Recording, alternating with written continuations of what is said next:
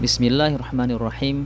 Alhamdulillah wassalatu wassalam ala Rasulillah wa ala alihi wa sahbihi wa man walah.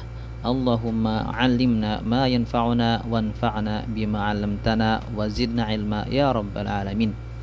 Ikhwati fillah rahimani wa rahimakumullahu jami'a. Saudara-saudaraku yang semoga dirahmati Allah Subhanahu wa taala.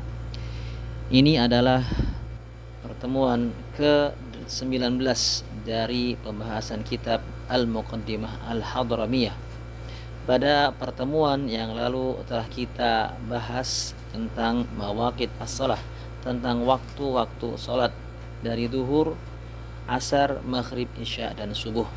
Sekarang kita akan masuk ke pembahasan berikutnya, yaitu al-ijtihad fil waqti, yaitu manakala seseorang tidak bisa mengetahui waktu salat, semisal karena ada mendung, langit tertutup awan, atau karena hal-hal yang lainnya. Maka bagaimanakah seseorang akan mengetahui waktu salat? Maka al-mu'allif mengatakan, wa man jahilal waqta akhadha bi khabari thiqatin yukhbiru an ilmin. Barang siapa yang tidak mengetahui waktu, jahilal waqta, tidak mengetahui waktu, maka dia harus akhadha bi khabari thiqah, mengambil kabar dari seorang yang terpercaya, yukhbiru an ilmin, yang mana orang tersebut memberi kabar kepadanya tentang waktu secara yakin, an ilmin, dengan yakin. Atau kalau tidak ada yang memberitahu dia bisa au adzanun wahid, dengan mendengar adzan, ya. Atau juga au syahidikin mujarrab, ya.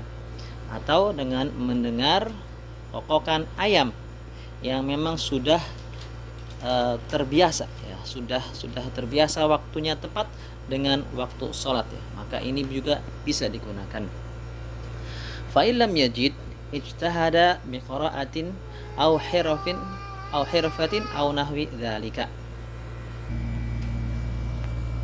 Apabila dia tidak mendapati, ya, orang yang mengabarkan, yang thiqah, yang terpercaya mengabarkannya, atau adzan atau kokok ayam, maka dia bisa berijtihad dengan kebiasaan dia. Semisal dia biasa membaca antara biqiraatin, membaca Al-Qur'an di antara maghrib dan isya semisal 100 ayat, maka dia bisa berijtihad dengan menggunakan kebiasaan dia membaca Al-Qur'an tersebut.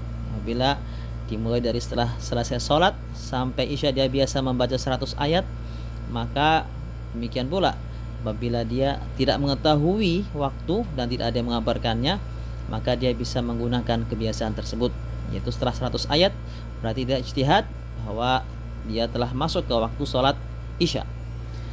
Atau menggunakan kebiasaan dia dalam bekerja, semisal dia biasa seorang penjahit, biasa menjahit di antara maghrib dan isya, atau antara duhur sampai asar, ya, satu baju, ya, antara duhur sampai asar biasa bisa menyelesaikan satu baju, maka kebiasaan tersebut bisa dia gunakan untuk berijtihad, untuk menentukan waktunya.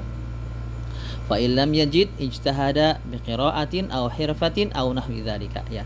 Apabila dia tidak bisa mendapatkan yang bisa mengabarkannya, maka dia berijtihad dengan kebiasaan dia membaca atau pekerjaannya atau yang semisalnya.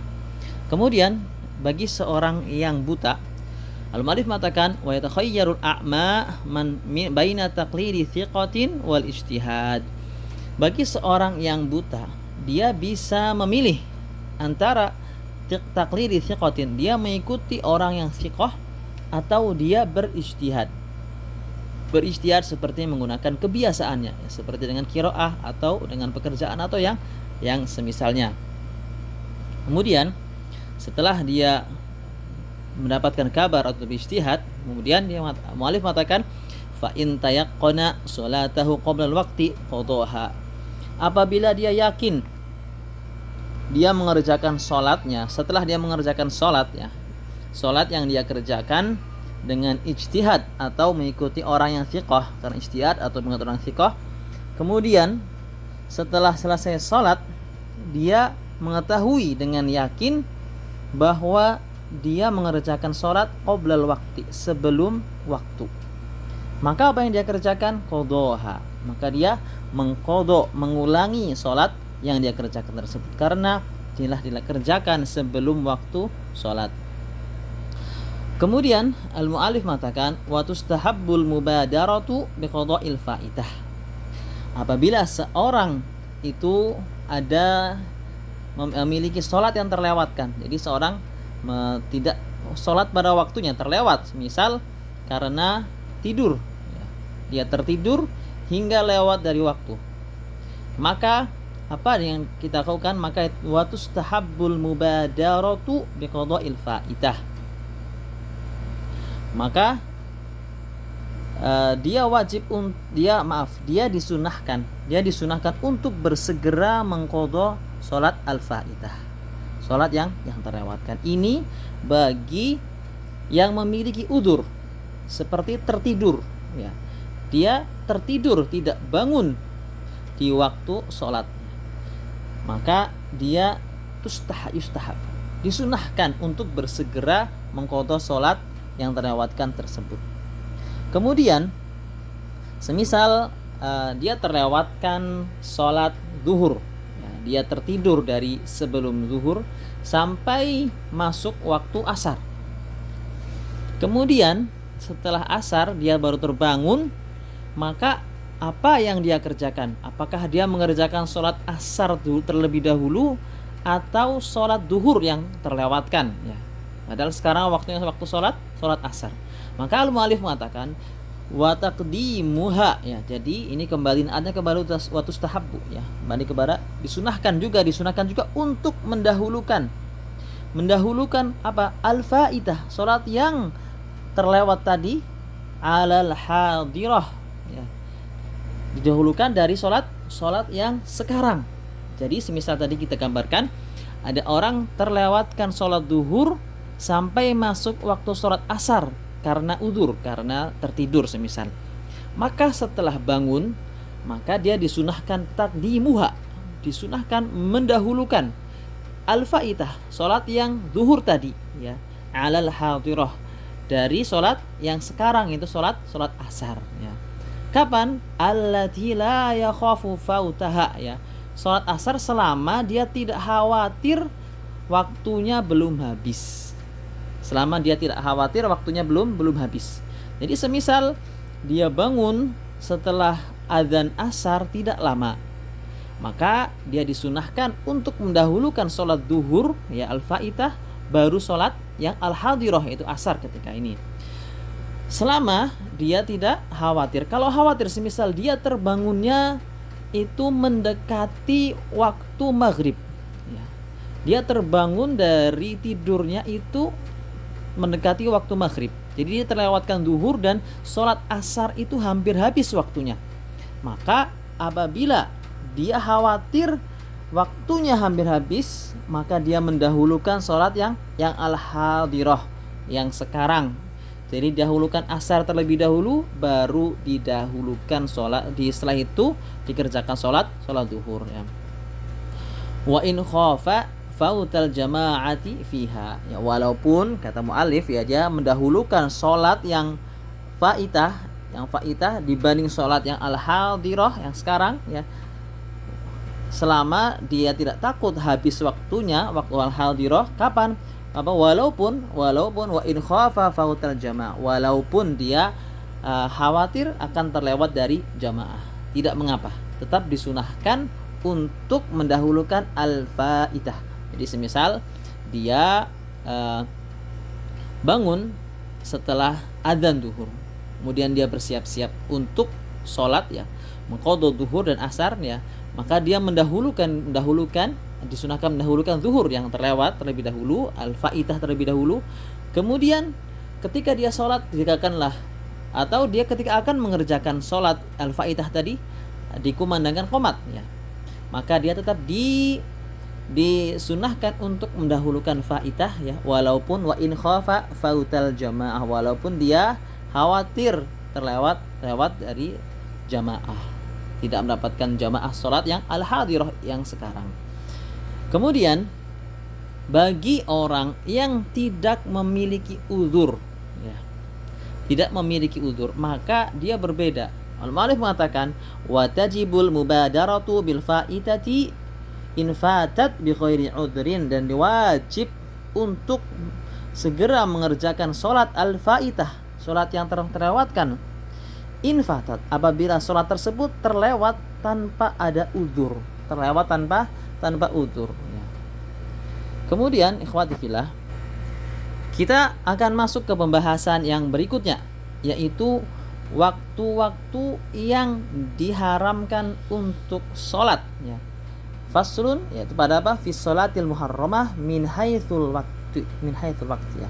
Jadi sholat-sholat yang waktu sholat yang diharamkan. Ikhwati fillah, rahimani wa rahimakumullahu jami'a. Al-mu'allif mengatakan tahrumus sholatu fi ghairi harami Makkah waqta tulu'i syamsi hatta tartafi'a qadra rumhin. Diharamkan untuk mengerjakan sholat selain di Mekah, selain di kota Mekah ya, di tanah suci Mekah. Kapan saja? Yang pertama, waqta tulu'i syams ya, ketika terbit matahari.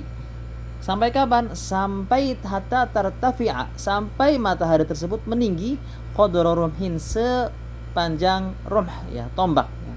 Atau kalau kita gunakan dengan waktu, dengan hitungan menit, maka sekitar 13 sampai 15 menit ya.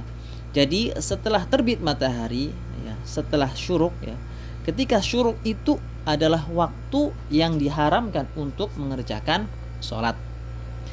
Setelah lewat sekitar 13 sampai 15 menit ya, barulah hilang larangan tersebut ya.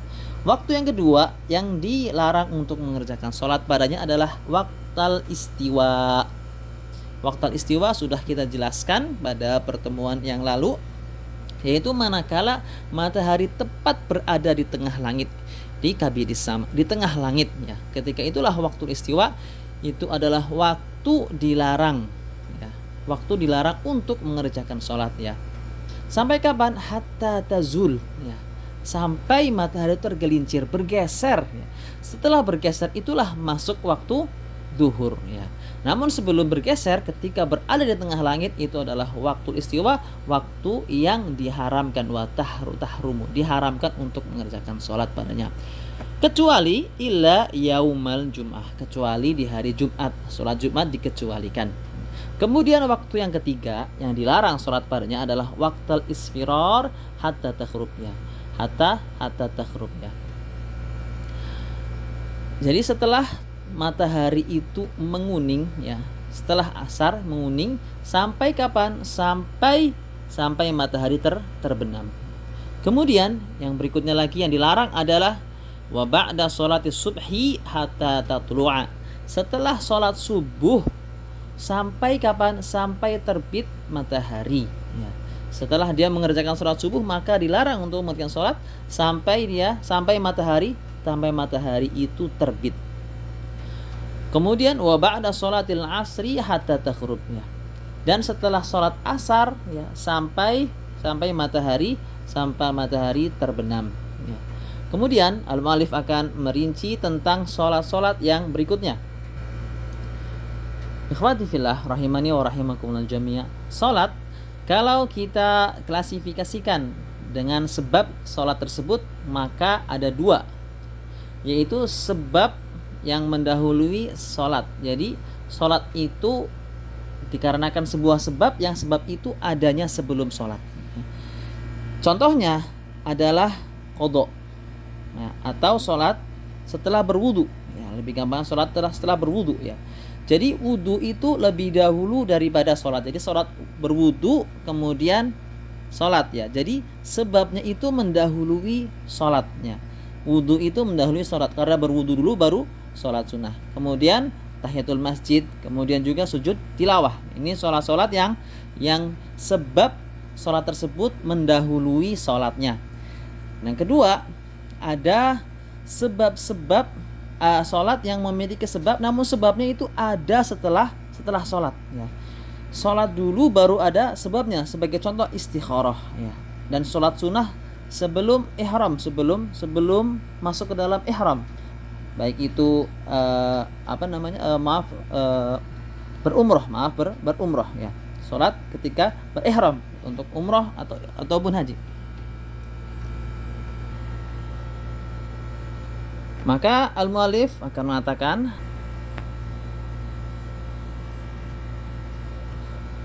wala yahrumu ma lahu sababun ghairu mutaakhir.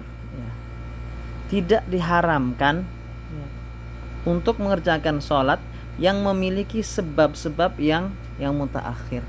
Yang mutaakhir sebabnya mendahului sholatnya ya. Ghair mutaakhir, sebab yang ghair tidak diakhirkan. Jadi awal ada sebab terdahulu baru sholatnya. Maka tidak diharamkan pada waktu-waktu sholat yang kita sebutkan di atas tadi. Ya. Kafaitatin, karena seperti mengerjakan faidah, mengerjakan sholat yang telah terlewat, yang mengqadha sholat ya. Wa kusuf, dan karena kusuf ada gerhana. Wa sunnati wudu, dan sholat sunnah wudu. Wa tahiyyatin, dan karena sholat tahiyatul masjid ya. Wa sajdati tilawah, karena sujud tilawah. Kemudian sujud syukur in lam yaksidha, apabila dia tidak menyengajanya. Kemudian katakan mu'allif wa yahrumu ma laha sababun mutaakhirun anha, tapi diharamkan salat yang ada sebab itu ada setelah sholat, yang malaha sababun, yang memiliki sebab-sebab yang mutaakhirannya, yang sebabnya itu setelah sholat ya. Ka sholatil istikharati, seperti sholat istikharah. Maka sholat istikharah tidak boleh dikerjakan di waktu-waktu yang kita sebutkan di atas. Wa rakatail ihram, dan 2 rakaat ihram ya. Was sholatu idza sha'idal khatibu illa tahiyyata rakataini ya. Kemudian ini masuk ke pembahasan yang berikutnya. Bagi orang yang sholat Jumat ya, maka apabila seorang khatib telah naik ke atas mimbar, was-sholatu idza sha'idal khatibu ya, maka itu diharamkan untuk sholat ya. Ketika seorang menunggu sholat Jumat, maka diperbolehkan mengerjakan sholat sunnah. Namun idza sha'idal khatib, apabila seorang khatib telah naik ke atas mimbar, maka diharamkan sholat ya. Illa, kecuali at-tahiyyah rakaat, kecuali sholat tahiyatul masjid 2 rakaatnya.